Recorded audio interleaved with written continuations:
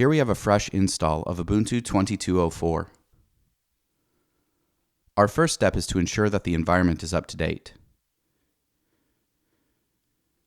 It is. Let's install Vagrant and VirtualBox. VirtualBox is a well-known cross-platform hypervisor and provides a virtualization platform upon which Vagrant can run machines. Vagrant calls the virtualization platforms it can use providers.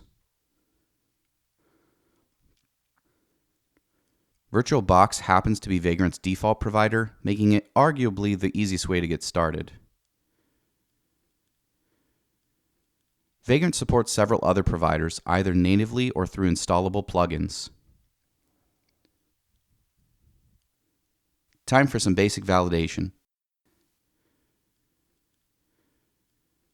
And the installation looks good.